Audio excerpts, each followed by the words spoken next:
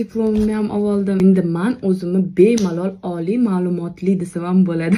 Endi harakat bakalavriatga. Allaqachon imtihon topshirib qo'yganman. Xudo xolasa qabul qilishligini rosa kutyapman. Mashina bo'lsa-da.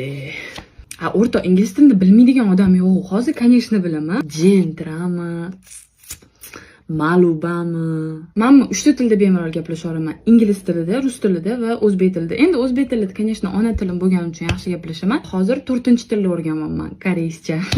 Men ochkini ko'rsam, xuddi shunaqa qilib, qora qilib, krugovoy tonirovka qilsanda.